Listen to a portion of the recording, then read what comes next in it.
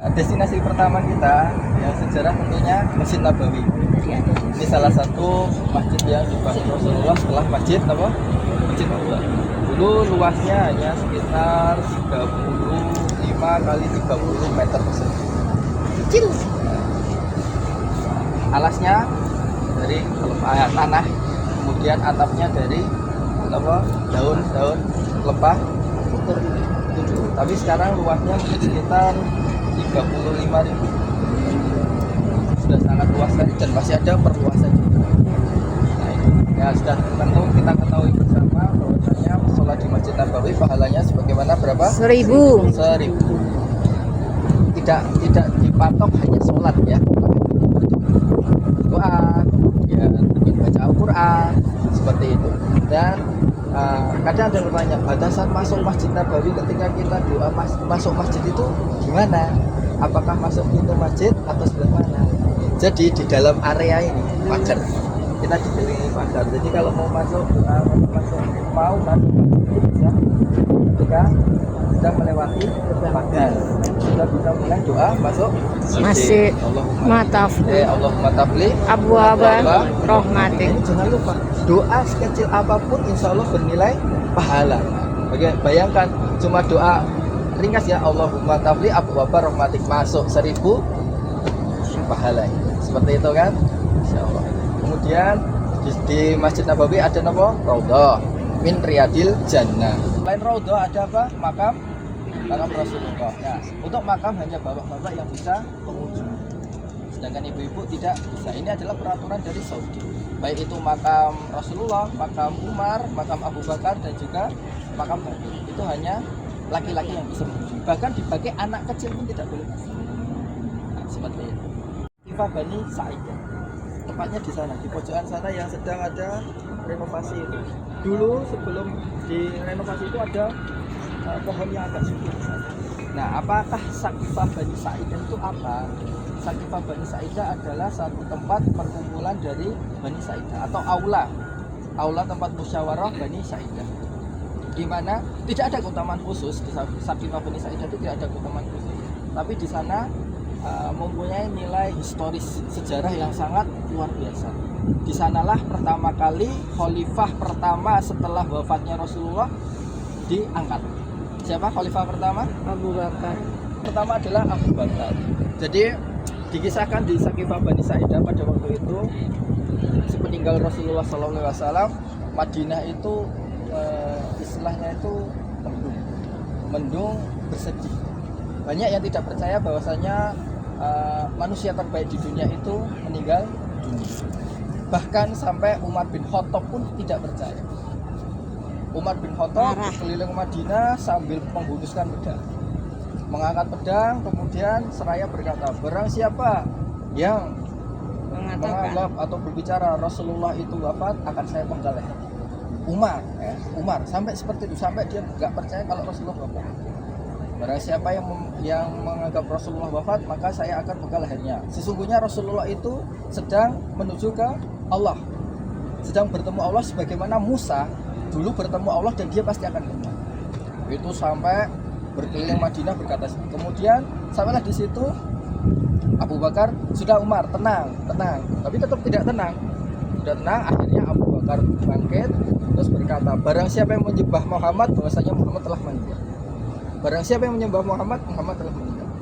Barang siapa yang menyembah Allah, dialah yang maha hidup dan tidak akan mati. Ketika itu pedang Umar bin Khattab pun jatuh.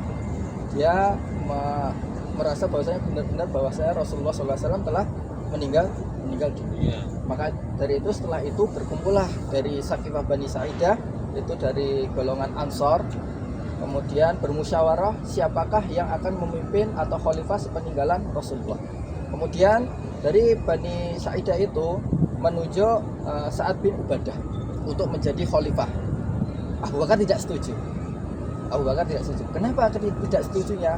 Beliau menyampaikan bahwasanya Rasulullah pernah bersabda, pemimpin itu dari kaum kafir, pemimpin itu dari Quraisy. Pemimpin itu dari suku Quraisy. Maka dari itu Sakifah Bani Sa'idah awalnya meminta, ya udah, Ansor satu pemimpin, Muhajirin satu pemimpin. Maka dari itu Abu Bakar tidak setuju, tetap bersikukuh bahwasanya Rasulullah telah bersabda pemimpin itu dari suku Quraisy. Maka dari itu para sahabat yang lain pun menerima bahwasanya itu benar-benar sabda Nabi. Dan sini ada hikmahnya.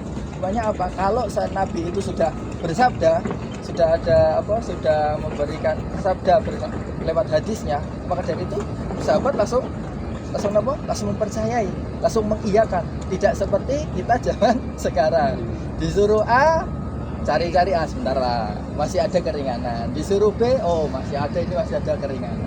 Tapi kalau sahabat A, udah A, apalagi sabda Rasulullah A, ya A, seperti itu hikmahnya. Kemudian setelah itu mereka setuju dan mereka, oh ya memang benar pemimpin itu dari suku Quraisy. Ketika itu Umar bangkit mengangkat tangan Abu Bakar, saya berbayat bahwasanya Abu Bakar menjadi khalifah setelah peninggalan Rasulullah. Akhirnya semua itu membaiat Abu Bakar menjadi khalifah setelah Rasulullah.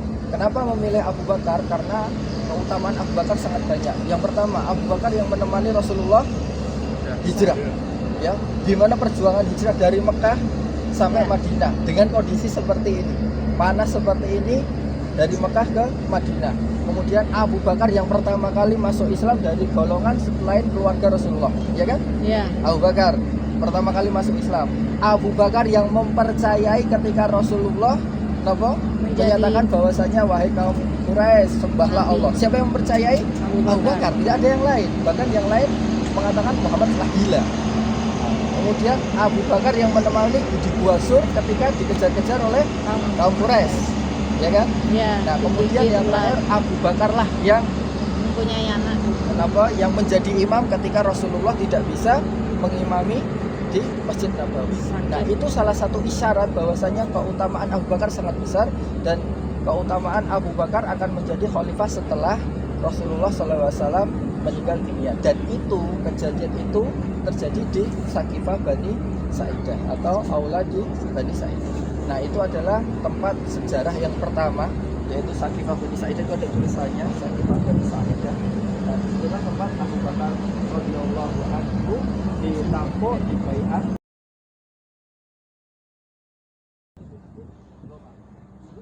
Abi Thalib, di belakang Masjid Ali itu nanti ada Masjid Abu Bakar.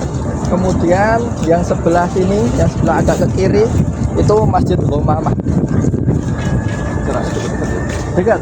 Yang perjanjian. Ada sejarah sendiri terhadap masjid-masjid itu. Itu aktif, Pak.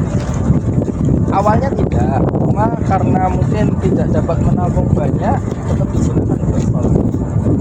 Kalau sholat Jumat tetap tidak. Sholat Jumat tetap di Masjid Nabawi. Kalau ada, lah belum pernah ketemu ini. Belum.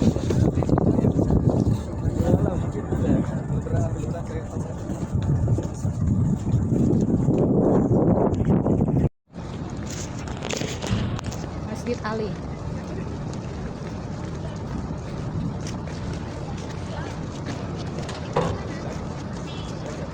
Dari jam sana.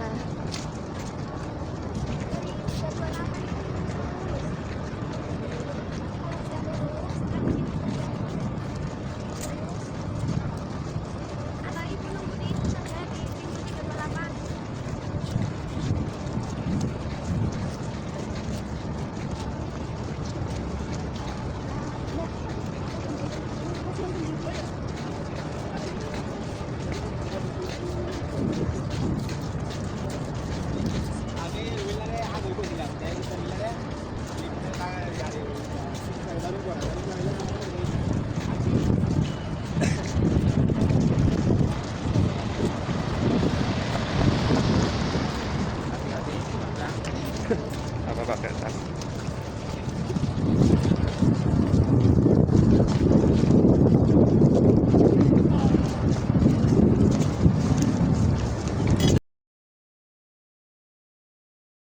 Sejarahnya maka dibangunlah Masjid Abu Bakar.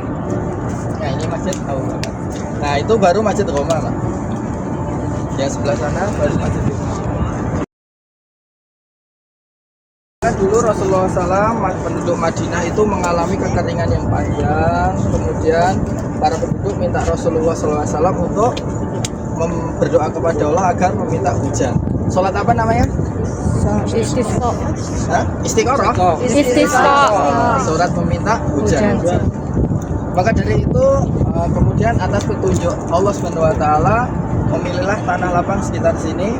Rasulullah kemudian mendirikan sholat istisqa, mengajak para sahabat dan para penduduk Madinah untuk sholat berjamaah.